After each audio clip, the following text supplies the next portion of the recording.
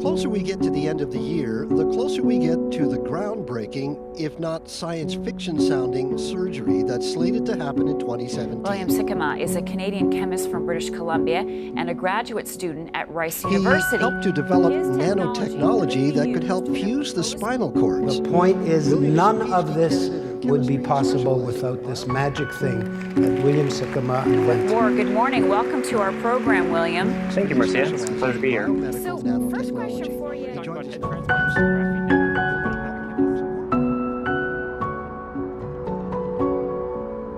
If you're very much just delving into the deep mysteries of the world, the day-to-day seems pretty mundane.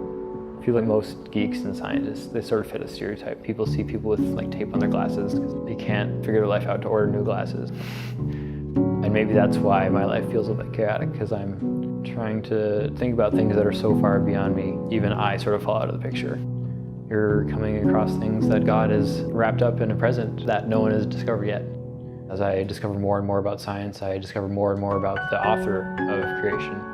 And I discover more about his nature and the way he hides these intricate little details in his creation.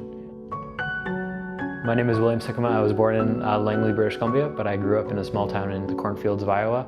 So I did elementary school there, and then I came back to Canada for high school, and then I went to Trinity from 2010 to 2014. And after that, I came to Rice University in Houston, Texas.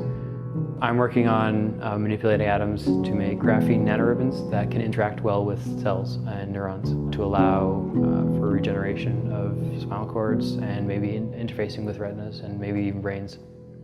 Why are spinal cords so hard to reconnect?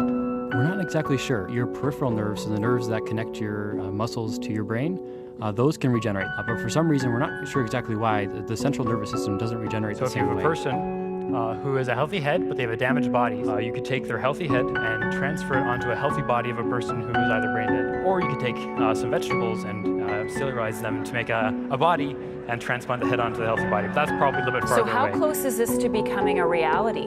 We've tested the material in mice, but we still need to do some further testing in larger animals before I think it's ready for a human.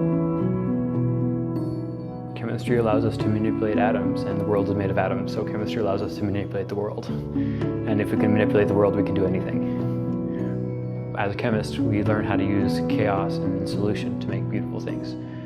So in this case, I can take chaotic molecules and make graphene nanoribbons out of them and use those to maybe heal people.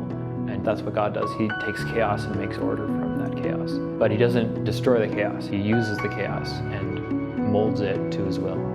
And he can do the same thing in our lives. He takes the chaos in my life and molds that to his will as well.